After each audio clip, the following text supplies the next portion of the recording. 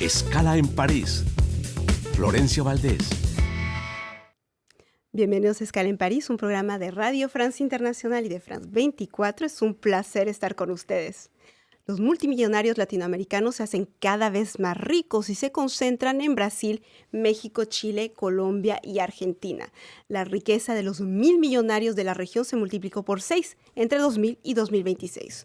Un aumento envidiable sabiendo que en ese mismo periodo la riqueza del 50% más pobre se quedó prácticamente estancada. Esas cifras provienen del Observatorio Fiscal Internacional, que entra de lleno en un debate mundial candente: la tributación de los más ricos. ¿Se puede ir a buscar el dinero en esos bolsillos para luchar contra las desigualdades? Lo planteamos con Vicente Silva. Buenos días, Vicente. Muy buenos días, gracias por la invitación. Vicente, usted es asesor senior de políticas públicas del Observatorio Fiscal Internacional, un laboratorio independiente de investigación integrado en la Escuela de Economía de París.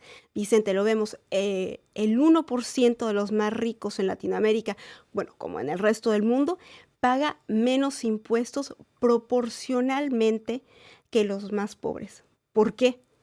Bueno, lo que mostramos en el informe de manera muy clara es que el 50% más pobre de la región pagan promedio más impuestos que el 1% más rico. Eso dice ser al revés, ¿no? Como mientras más capacidad económica tienes, más impuestos pagas. Entonces vemos que el 50% más pobre paga en promedio un 30% de su ingreso en impuestos, mientras que el 1% más rico paga un 22%, es decir, 8 puntos menos. Pero lo más problemático es lo que pasa dentro del 1%, es decir, cuánto está pagando, por ejemplo, los más ricos, el 0.01%. ¿Cuánto paga ese tramo? Lo que vemos en el reporte, y lo explicamos con datos, es que en muchos casos ese tramo está pagando la mitad de lo que paga una persona de clase media. Y si preguntamos por qué, es básicamente porque esos patrimonios pueden estructurar su riqueza de manera de generar muy poco ingreso gravable. Es decir, son patrimonios que tienen mucho ingreso económico, porque sus empresas valen mucho, tienen muchas ganancias, pero mientras no se reparten dividendos, por ejemplo, o mientras no se vendan las acciones de esa empresa, eso no tiene impuesto a la renta personal. Que ni siquiera estamos hablando aquí de optimización fiscal ni de evasión fiscal, es simplemente la estructura misma de las leyes de imposición que hacen que ese patrimonio, que es evidentemente abundante, finalmente no se va a buscar el dinero ahí.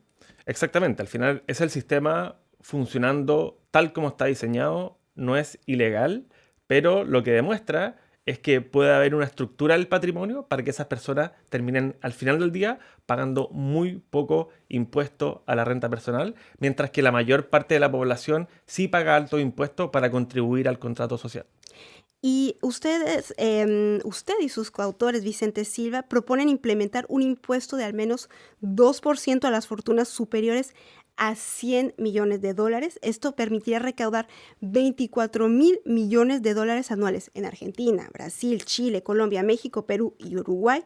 Es la versión latinoamericana de la tasa Subman, que es el nombre del reconocido economista Gabriel Subman, que dirige precisamente este laboratorio. Bueno, aquí en Francia lo vimos, la propuesta genera una polémica gigantesca que parecía que ya estábamos hablando de confiscación de bienes. ¿Cómo se recibe esta propuesta en Latinoamérica? Bueno, a ver, estuvimos hace poco en varios países de la región, de la América Latina, presentando la propuesta y conversamos con expertos, con centros de estudios, con parlamentarios, con periodistas. Y yo diría que la recepción de la propuesta fue bastante buena, fue positiva, porque yo creo que hay tres factores que hacen que esta propuesta hoy día sea muy difícil de esquivar, o al menos de tener un debate serio al respecto. El primero es lo que comentábamos anteriormente, es decir, hoy día sabemos por datos que los más ricos están contribuyendo proporcionalmente menos que el resto. El segundo factor, tú lo mencionaste también en tu introducción, pero vemos que la concentración de la riqueza en América Latina se ha acelerado en las últimas décadas. O sea, hoy día vemos que... En 6 años, es poco. Exactamente, o sea, o los últimos 25 años, si uno lo viera como en una perspectiva un poquito más histórica. Y lo que vemos ahí, básicamente que hoy día un poquito más de 100 personas concentran el 10% del PIB regional, mientras que la riqueza del 50% más pobre prácticamente no ha avanzado en la década.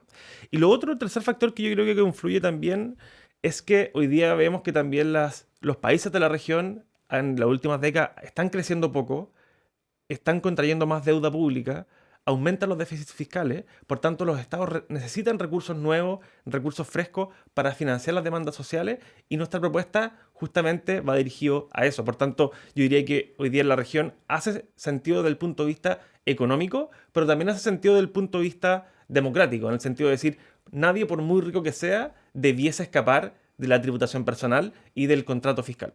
Y que lo decíamos que ni siquiera es ilegal. Hablamos de este monto, 24,000 millones de dólares anuales. ¿A qué equivale más o menos? Porque dicho así, sí, entendemos que es mucho, pero es difícil ver concretamente a qué corresponde. Sí, a ver, estos montos, al final, el monto de la recaudación depende mucho de la tasa de impuestos Claro. y del nivel de concentración por país. Pero si uno pensara en una tasa de un 2%, son 24.000 millones de dólares, que equivale aproximadamente a un 0,6% del PIB. Si uno pensara en una tasa de un 3%, eso equivaldría a unos 36.000 millones de dólares. Eso se acerca más al 1% del PIB. Por tanto, por país podemos ver algunas diferencias, pero al final del día son recursos que se podrían destinar a los financiamiento de servicios públicos, construcción de hospitales, construcción de escuelas y también a recursos destinados a adaptación climática, por ejemplo.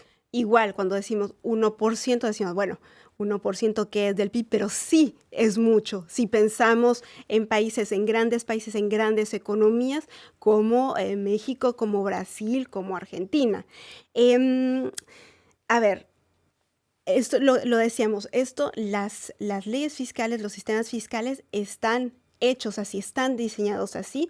Ustedes en su reporte dicen que no es político, pero al final es 100% político, porque al final estas decisiones se toman en parlamentos, se toman desde las leyes, desde los gobiernos, y finalmente sí es político.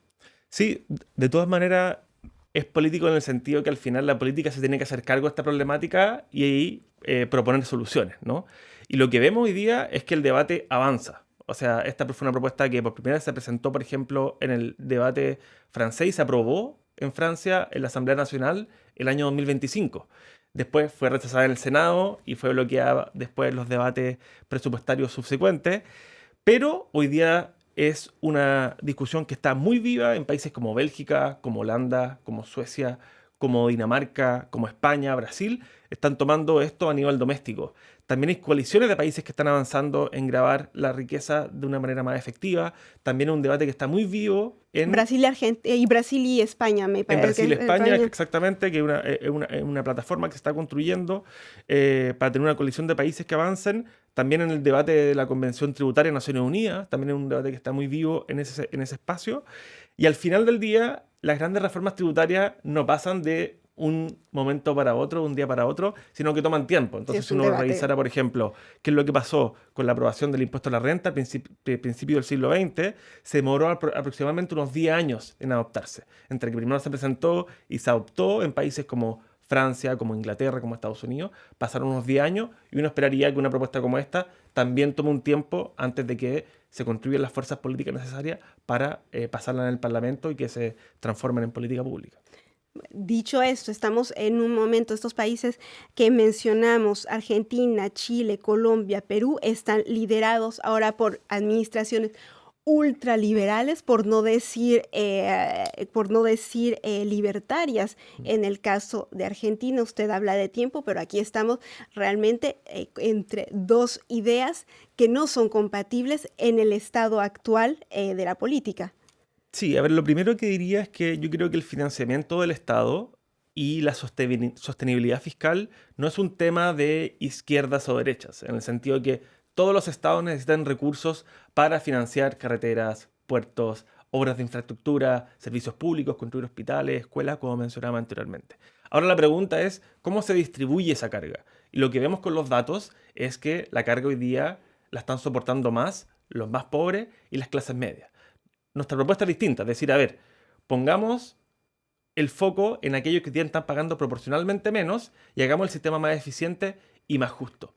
En ese sentido, yo diría que a pesar de que, como tú mencionas, hay países que hoy día están yendo en una dirección contraria a las políticas redistributivas y tienen una postura más crítica, también tenemos países que son los más grandes de la región hoy día, como México, como Brasil, que sí se están tomando el debate sobre la tributación de los grandes patrimonios de manera seria y están articulando esfuerzos a nivel regional, internacional y doméstico para que esto sea una realidad más temprano que tarde. Y en ese mismo sentido, tal vez hablar de la informalidad, porque hablamos de este 1% de más ricos que podríamos mencionar casi por nombre, que todos en nuestros países tenemos una idea de quiénes son. También está esta informalidad de mucha gente por las economías que todavía no están suficientemente estructuradas, que hay mucha gente que trabaja en la informalidad en América Latina. Entonces, esta gente también por obvias razones, estos trabajadores no están pagando impuestos. Entonces, la tributación en nuestra región reposa en muy poca gente. Respondería a esa pregunta que efectivamente la tributación no alcanza de la misma manera a toda la gente, pero incluso la gente que está en la informalidad sí paga el IVA. Entonces, si paga el IVA, ya está pagando al final del día igual proporcionalmente más que los ultra ricos. Entonces, al final tenemos un panorama que la gran mayoría de la población sí hace un esfuerzo bastante grande para contribuir al bien común, a los servicios públicos, pero tenemos un grupo muy, muy reducido de personas que está pagando proporcionalmente menos. Por tanto, la propuesta del impuesto mínimo justamente va dirigido a solucionar ese problema específico del sistema tributario. Si hago un ejemplo muy periodístico, o sea que mi vendedor de jugos a la salida del metro está pagando más impuestos que Carlos Slim, por Exactamente.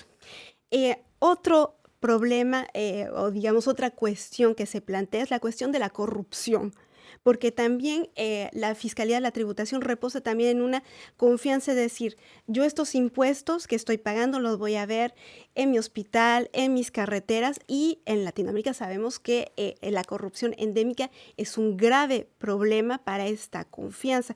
¿Cómo, digamos, articular esta lucha contra la corrupción y esta búsqueda de una tributación más justa? Sí, yo creo que esa es una pregunta y es una preocupación válida, sobre todo en una región como América Latina en que sufrimos gravemente ese problema. Ahora, yo creo que no es un argumento para desechar la propuesta del impuesto mínimo o para renunciar a gravar la riqueza.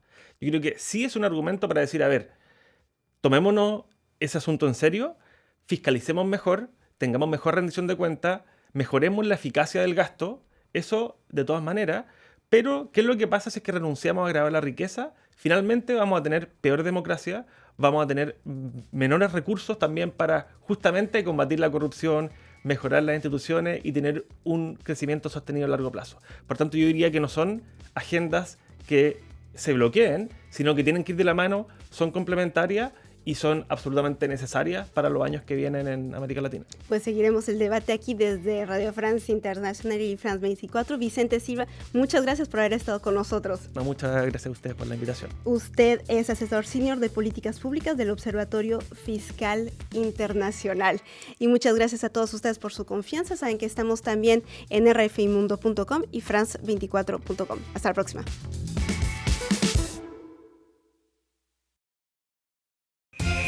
Bienvenidos a un nuevo capítulo de Historia. Los acontecimientos del pasado explican el mundo de hoy. Sumérjase en los orígenes de la historia. Conflictos armados, movimientos políticos, tendencias culturales. Acompáñenme en Historia por France 24 y france24.com.